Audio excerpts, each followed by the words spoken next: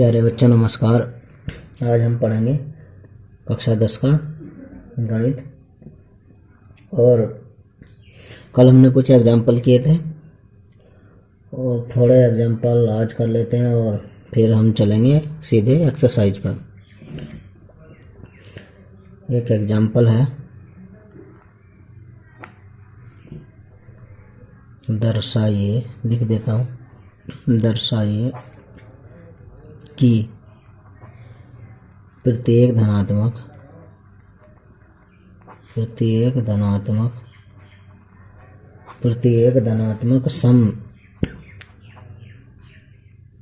सम पूर्णांक, प्रत्येक धनात्मक सम पूर्णांक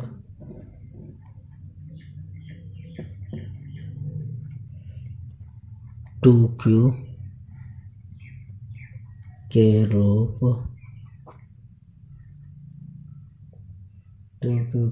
का होता है, तथा प्रत्येक धनात्मक विषम तथा प्रत्येक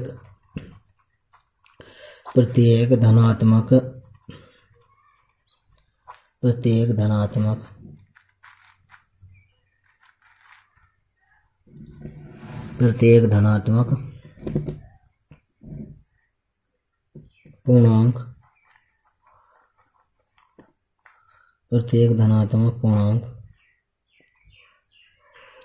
टू क्यू प्लस 1 के रूप का होता है।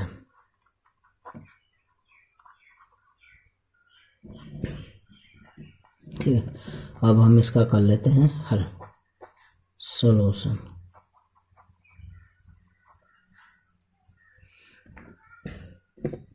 हमने मान लिया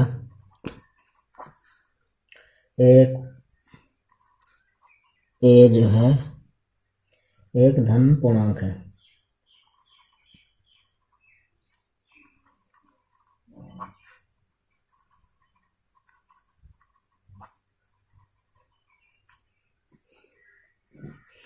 माना ए एक धनात्मक पूर्णांक है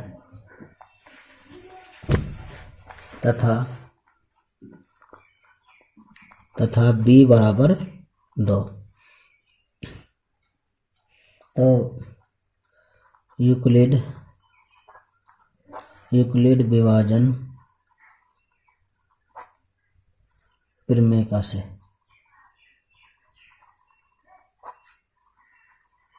ठीक है। तो मैं इधर को आपको साथ साथ रफ कराता चलता हूँ।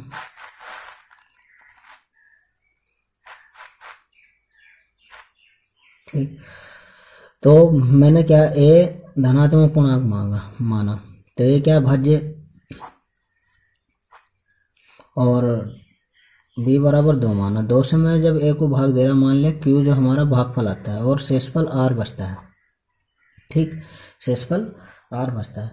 क्यों? क्योंकि यूक्लिड विभाजन प्रमेय मैंने बताई थी कि क्या होती थी, a बराबर बी क्यू प्लस आर, ये बताई थी मैंने। मैं इधर को लिख देता हूँ, ये बताई थी, जिसमें a क्या भाज्य है और ये भाजक गुणा भागफल प्लस शेषफल। ठीक, अब इस चीज का तो हमें ये पता है कि जब भाजक से भाग दी जाती है भाज्य को, तो हमारा जो भागफल आता है, हमारा जो शेषफल है, ये जो हमारा शेषफल है ये भाजक से कम ही बचता है। जैसे ये हमारा भाजक 2 है, तो शेष जो बचेगा या तो हमारा 0 बचेगा या फिर 1 बचेगा। ठीक, या तो हमारा जो शेषफल है वो 0 या 1 बचेगा।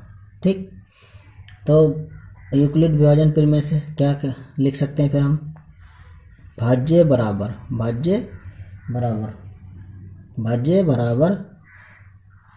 भाजक गुणा भागफल प्लस शेषफल, ये लिख दिया हमने। ठीक, तो जहाँ आर बराबर क्या हो गया, 0 या 1। ठीक, क्यों? क्योंकि यहाँ जो हमें पता नहीं है डेफिनेट के बचेगा क्या शेष, तो यहाँ हमने मान लिया कि 2 से कम ही बचेगा, 0 बचेगा या 1, 2 तो बच नहीं सकता शेष, तो 0 बचेगा या 1। तो जहाँ आर बराबर क्या है, 0 है या 1, तो इसलिए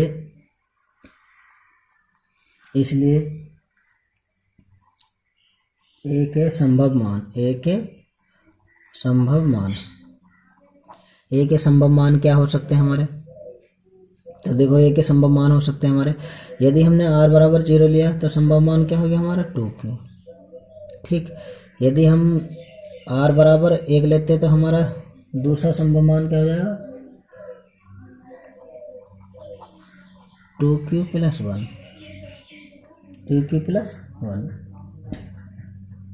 ठीक, अब इसके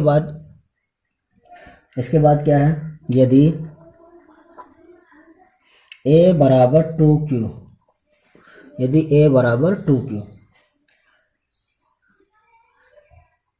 तब यह एक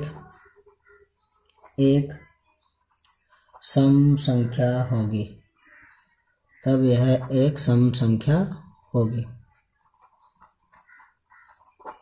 ठीक, तब यह एक सम संख्या होगी। तो क्योंकि मैं लिखे हुए देता हूँ, क्योंकि यहाँ 2 एक गुणनखंड है, साथ ही एक धनात्मक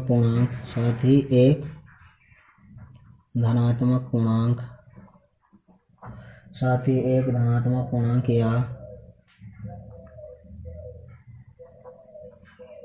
या तो सम हो सकता है या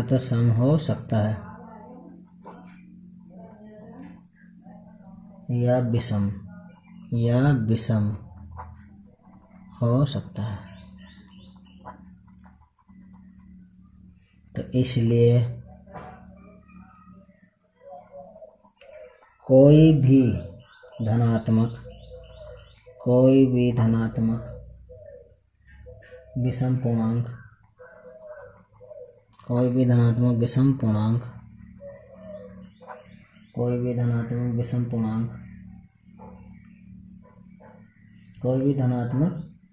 विषम पूर्णांक 2q प्लस 1 के रूप का होगा। तो देखिए क्वेश्चन क्या था हमारा, दर्शाइए कि प्रत्येक धनात्मक, एक बार फिर से मैं दोहरा देता हूँ, प्रश्न था हमारा, दर्शाइए कि प्रत्येक धनात्मक समपूर्णांक 2q के रूप का होता है तथा प्रत्येक धनात्मक पूर्णांक 2q प्लस 1 के रूप का होता है। ठीक है, ठीक, प्रत्येक धनात्मक विषम पूर्णांक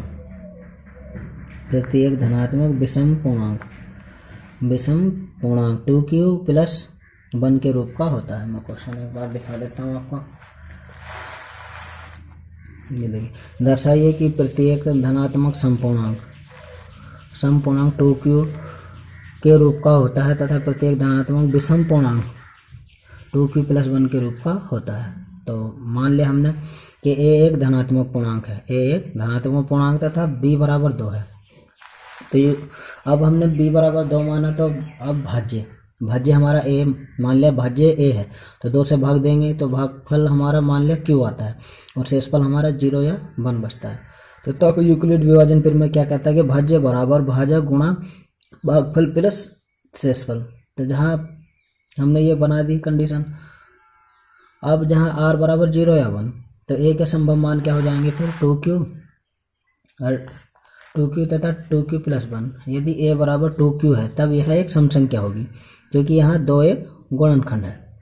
ठीक, तो साथ ही एक धनात्मक पूर्णांक या तो सम हो सकता है या विषम हो सकता है, ये हमें पता है। कोई भी धनात्मक पूर्णांक या तो वो सम होगा या फिर विषम होगा। ठीक, कोई, इसलिए हमारा कोई भी धनात्मक विषम पूर्णांक 2q+1 के रूप का होगा। ठीक, तो अब हम जो है एक क्वेश्चन और कर लेते हैं, एग्जाम्पल नंबर, और भी दर्शाइए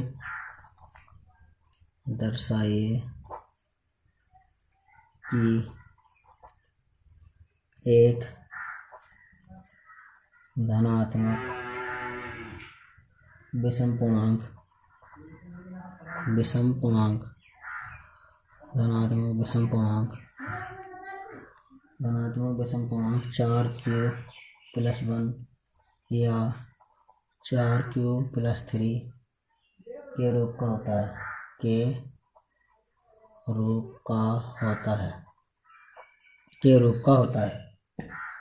जहाँ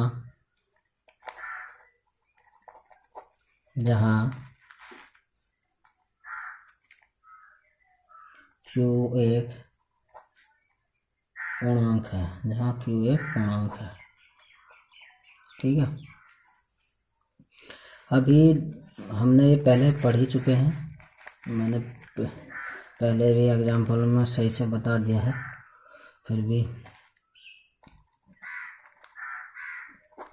हल करेंगे इसका। तो मान लिया हमने, माना ए एक धनात्मक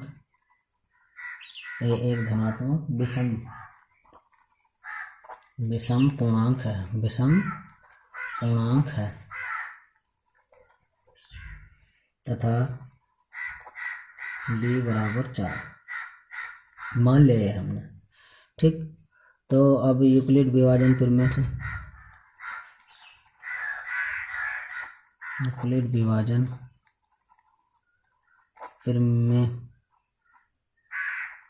प्रमेयिका से तो क्या है, अब हमने 4 से जब भाग दिए को, तो मान लिया क्यों आएगा, माना हमारा क्यों आएगा, तो शेषफल हमारा क्या r आएगा।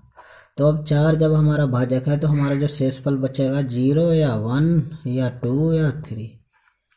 ठीक, तो ये हमारे शेषफल होंगे, इसी से 4 से कम होंगे। ठीक, तो अब इसके बाद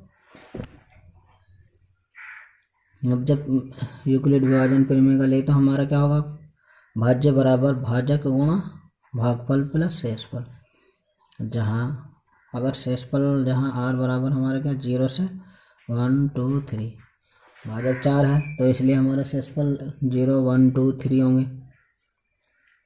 तो अब a के संभव मान, इसलिए a के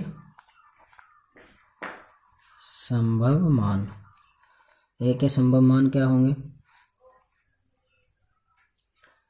यदि हमने r बराबर 0 लेंगे तो हमारा आ जाएगा a के संभव मान 4q+1, 1 लेंगे तो 4q+2, 4q+3, ये हमारे a के संभव मान आ जाएंगे। क्योंकि a एक विषम पूर्णांक है, चूँकि a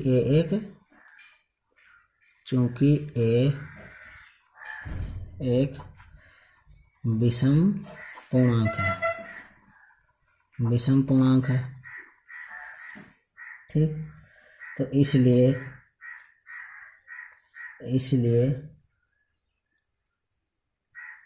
यह है 4q या 4q+2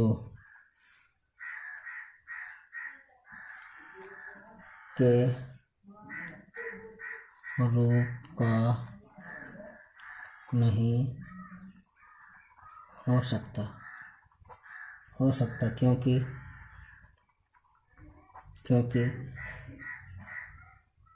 दोनों 2 से विभाज्य हैं, दोनों 2 से विभाज्य हैं। वो कैसे, मैं आपको बता देता हूँ। देखिए, ये जो 4q है हमारा, तो इसको 4q को हम ऐसे लिख सकते हैं 2q, 2 × 2q, और 4q प्लस 2 जो है हमारा, इसमें भी 2 हमने कॉमन लिया तो 2q प्लस 1, ठीक। तो ये आ जाएगा हमारा कॉमन। तो इसलिए 2 कॉमन है इसमें, तो ये इससे भाज्य नहीं होगा, 2 से भाज्य तो इसलिए ये जो है इसके रूप का नहीं होगा, क्योंकि हमें तो विषम पूर्णांक बताना है। तो इसलिए कोई भी विषम धनात्मक, यहाँ धनात्मक लिख देंगे, धनात्मक विषम पूर्णांक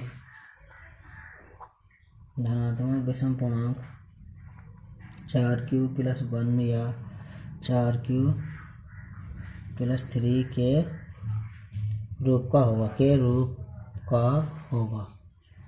होगा। यहाँ को लिख देता हूँ, थोड़ी जगह कम होगा, ठीक है।